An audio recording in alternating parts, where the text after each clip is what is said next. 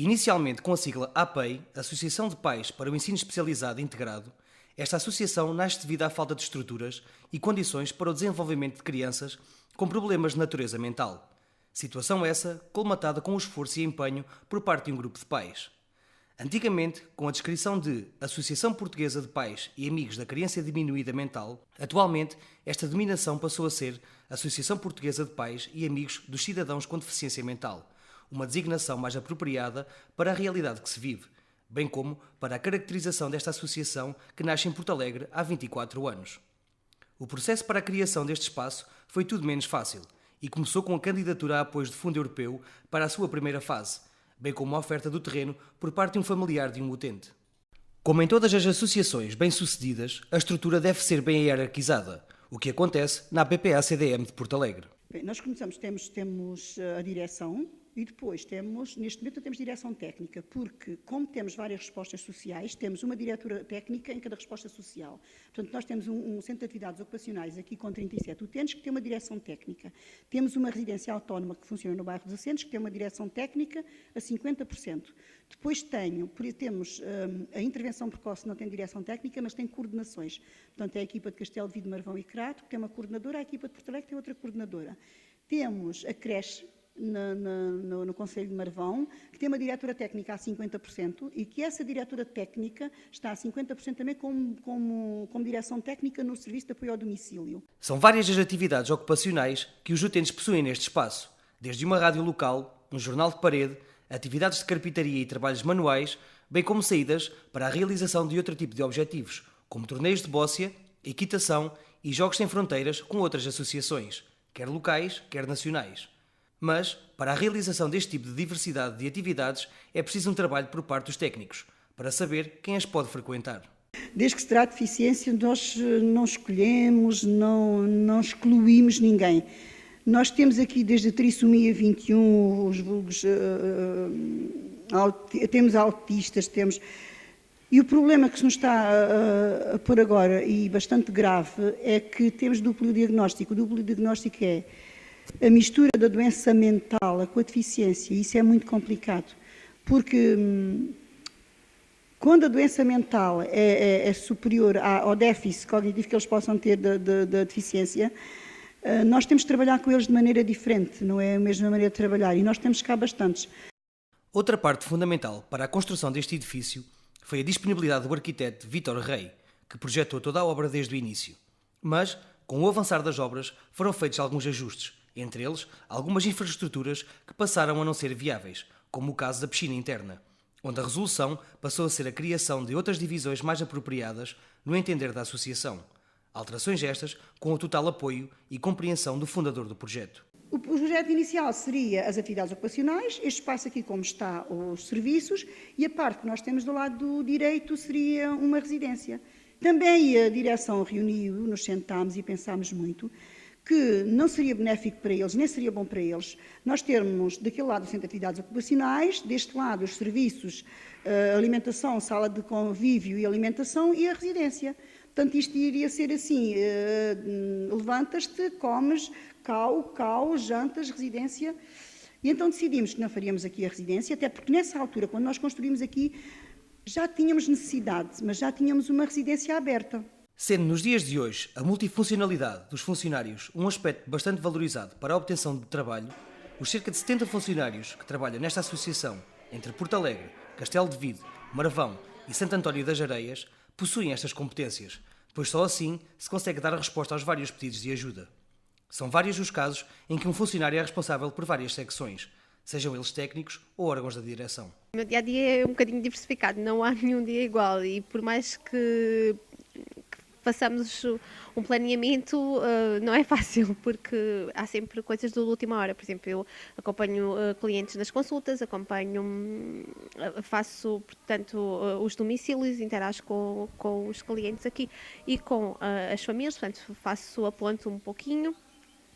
No que se refere, por exemplo, às idas a casa nos fins de semana, tanto das respostas residenciais e dos clientes que estão Aqui no nosso Centro de Atividades Ocupacionais Porto Alegre também faço articulação com as famílias, isto é, saber se eles vão a casa, se não vão, quando vão, pronto. E depois tem que se passar a informação para os auxiliares, para arranjar medicação, roupas, enfim.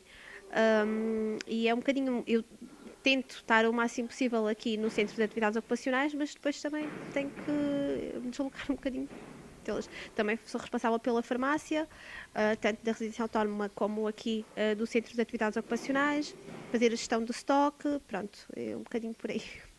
O descanso, assim como em qualquer pessoa, deve ser preservado e, neste caso, esse bem-estar é assegurado através da residência e lares, que reúnem as condições básicas e possíveis tendo em conta o financiamento.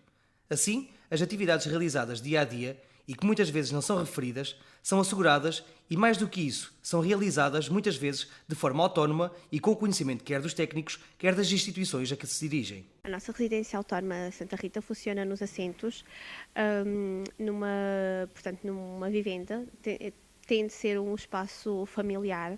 Neste momento temos 6 clientes, é a capacidade máxima, porque a capacidade são 5 clientes em regime fixo e um em temporário. Sendo que um é um caso de emergência social e bastante grave, ele está connosco, com conhecimento da Segurança Social, está connosco, portanto temos a residência lotada. As dificuldades diárias, por parte de todos os funcionários, em todos os setores, não é fácil, pois os comportamentos dos utentes não é igual todos os dias. As dificuldades não ficam só pelos utentes, mas sim também pela aquisição de certos materiais e objetos que asseguram um bom funcionamento da associação.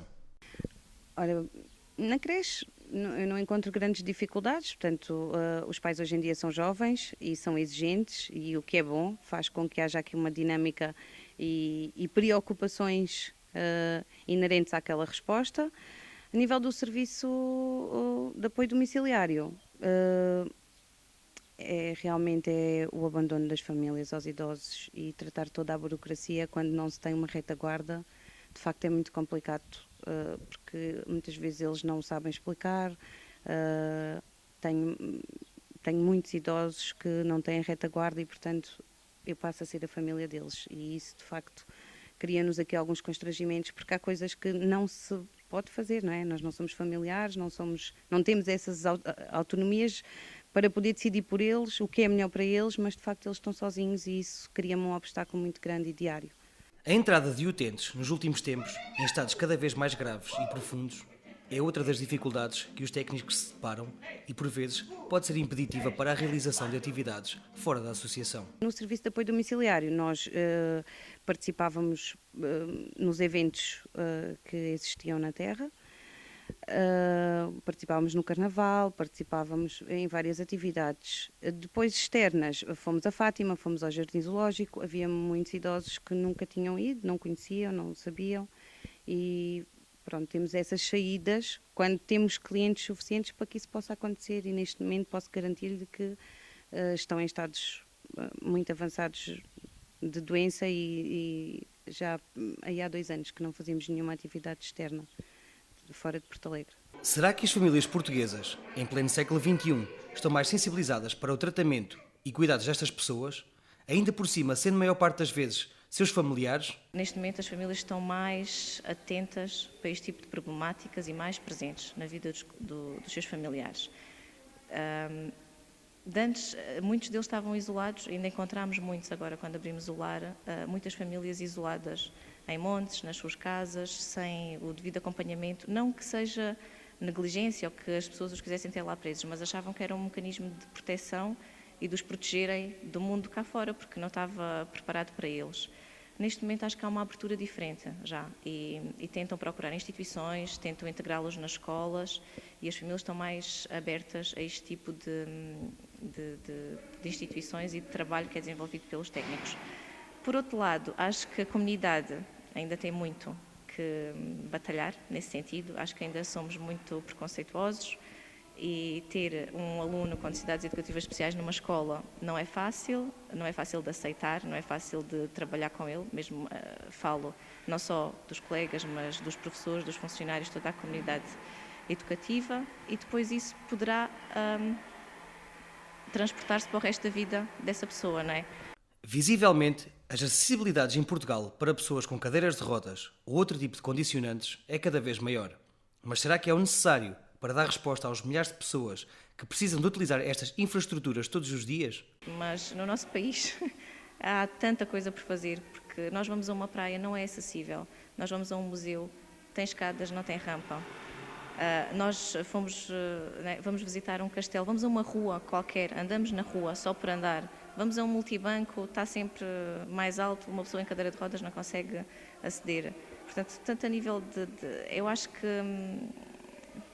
nós temos o dever, trabalhando em instituições como estas, de tentar mudar as mentalidades e de nos diferenciarmos por isso. E sempre que eu posso e que tenho essa oportunidade, valorizo e tento mudar mentalidades. Para esta associação, o futuro passa pela melhor compreensão dos vários tipos de doença, pois os síndromes estão a mudar de dia para dia e é preciso saber lidar da melhor maneira para que o conforto dos utentes seja assegurado. E agora era dar resposta à deficiência, à doença mental. Isso era um sonho que temos entre mãos, nós e os técnicos que aqui estão. A doença mental e fazer... Porque a doença mental tem um acompanhamento diferente, digamos, que requer um acompanhamento diferente daquilo da deficiência mental. O caminho era esse. Por enquanto, o futuro da PPA-CDM de Porto Alegre está assegurado, pois, como refere Diolinda, presidente da associação, as contas estão à vista de todos e não estão com a corda ao pescoço. Mas é preciso dar lugar aos mais jovens para que esta linha de continuidade seja mantida, pois só desdobrando-se em esforços e esticando-se em boas ações é possível alcançar patamares mais elevados.